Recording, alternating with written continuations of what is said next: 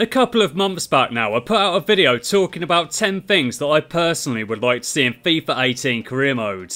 The response to that video has been absolutely fantastic, and a lot of you used the comments section to tell me what you would like to see in the next game. Some of you were insanely detailed with your points, whilst others were just rather generally more disapproving. Whether your comments were long, short, or somewhere in between, I've read through all of them, and it's now time to put together a list of 10 things you've told me that you want to see changed, implemented, or improved for FIFA 18 career mode. I won't be covering any of the points that I already mentioned in the last video, so if you did miss that one and want to hear what I had to say, you'll be able to find a link to that last video in the description down below, and if you do go on to enjoy this video, be sure to drop it a like, subscribe if you're new around here, and leave me some feedback in the comments section down below as well. Even if it's just to tell me how much better you think your football team is.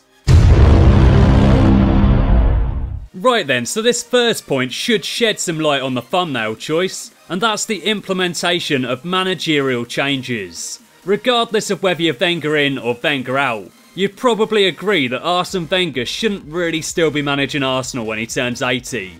In FIFA career mode right now though, managers never move on, never retire, and so exactly that happens. So 15 years into the game, the same managers will still be at the same clubs, and a now 81-year-old Arsene Wenger will still be found at Arsenal.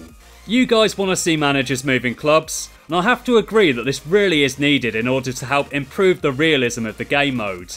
If you perform poorly in career mode, you get sacked. Yet the same rules don't seem to apply for CPU managers. No matter how badly they mess up, they'll never move on, and they never get fired. This needs to change. In FIFA 17 career mode, the transfer system is quite possibly more broken than it's ever been.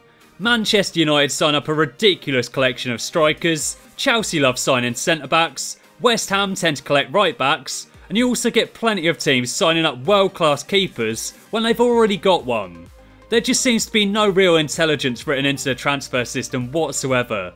I recently put together a full team of Messis, and when the computer was left in control of them, the only player that they signed up in the transfer window was Jerome Boateng. They had one 23 rated goalkeeper, yet the game didn't flag this up as an area for them to improve. Instead, they chose to sign a centre back. Admittedly, they probably did need one of those as well. But how on earth did the game not notice the goalkeeper issue at the same time?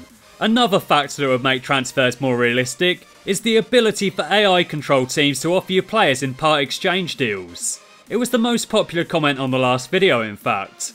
You can offer a player away as part of a transfer offer, but CPU control teams just aren't programmed to do it, so you'll never receive a part exchange offer for any of your players.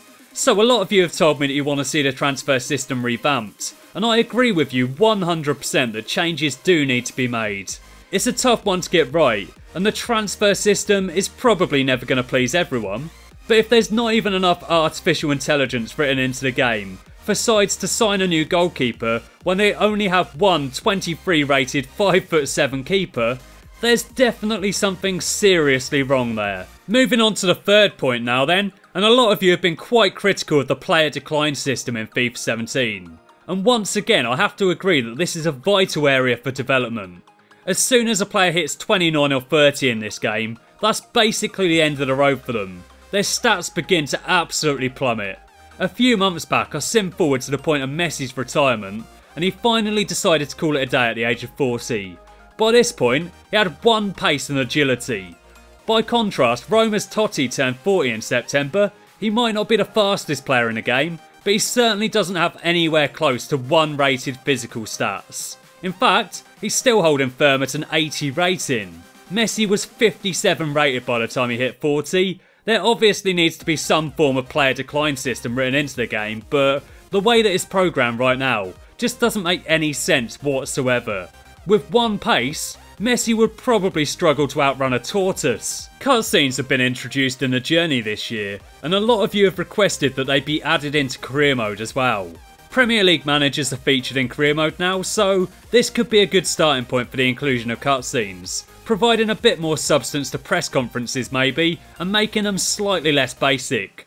Rather than just praising, motivating or unnerving, press conferences could be slightly more involved, and the inclusion of cutscenes could really help bring these moments to life. Some of you have also suggested that you'd like to see the Ballon d'Or featured in the game as well.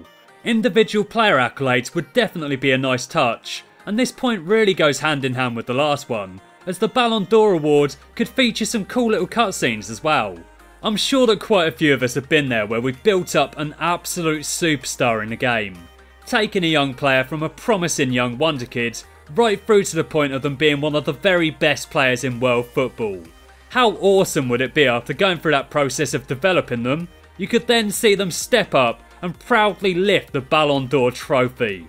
It's just a bit of aesthetic fluff really, and I'm not sure that it'll ever happen, but we can at least dare to dream anyway. Now then, this next one is particularly frustrating when you're doing a Road to Glory series, and that's the fact that the badges never change as you move up through the divisions. I've talked about it in different videos in the past, you've brought it up in the comments section, and it's time for EA to take action.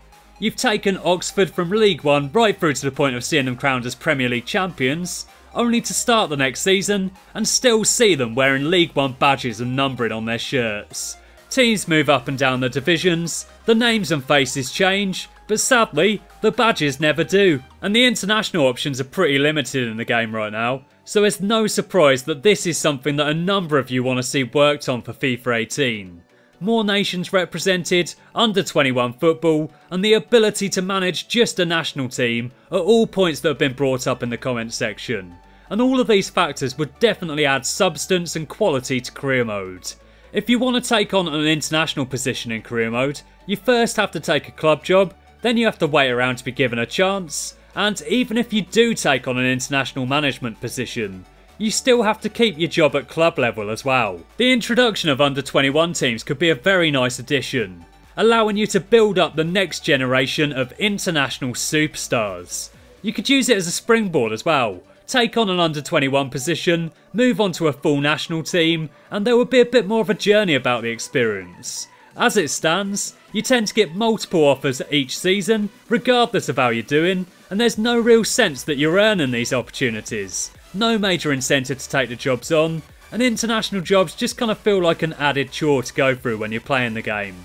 There's definitely more that could be done with international management in career mode, plenty more teams that could be added, and international management could easily be turned into a key feature of career mode rather than just a tagged on minor distraction. Now this is something that I feel could be open to exploitation, but for youth players especially, weak foot and skill move training could definitely be massively beneficial.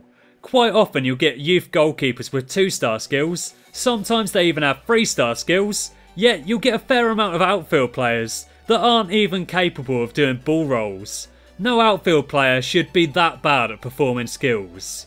So while skill move training could be incredibly OP, and some people would be rainbow flicking all over the pitch, for youth players especially, there could certainly be some merit in the ability to train up players' skill moves or weak foot.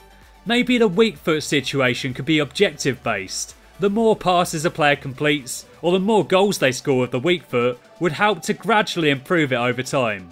It wouldn't just be a weekly training drill job, but instead something that could be worked upon with in-game performances. Perhaps it could even be something that's only possible to train up when a player's going through the early stages of their development. Maybe every youth player could come through the academy with 1-star skills and a 1-star weak foot, and it would be up to you to train those players and develop their abilities over time. I'm just throwing out ideas here, but there could definitely be something in this. Skill move and weak foot training could have some serious potential. The ability to customise your kits each season isn't something that I've personally talked about in my videos before, but this video is all about what you want to see in the game. You've brought it up a lot in the comments section, so that is why I'm talking about it here. In real life, most teams change their kits every year, but in FIFA career mode, you're stuck with the exact same ones for potentially 15 seasons if you decide to stick it out that long. There's no opportunity whatsoever for customisation, and you can't even make minor changes such as switching white shorts for black shorts, even if the club you're playing as does sometimes switch things up in this way in reality. In addition to this, each team only has one goalkeeper kit featured in the game. Regardless of whether your outfield players are in the home or away kit, the keeper will always wear the exact same thing.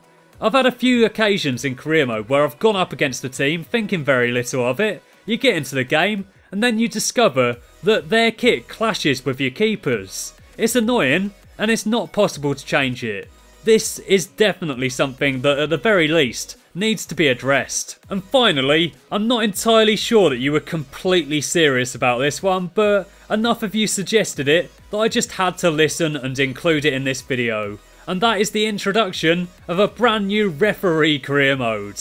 Personally, I hope that EA never wastes any time whatsoever putting together a referee mode, but there you go. On a personal level, I don't particularly enjoy player career modes. I find it quite boring, to be honest, just to play as one player, but plenty of people do enjoy it, to the extent that they introduced a brand new game mode this year, a variant of player career modes in the form of the Journey. So maybe there really is a genuine interest in a referee career mode, even if it could lead to some serious cases of corruption. So, based on the comments that I've received the last couple of months, those are 10 things that you would like to see in FIFA 18 career mode.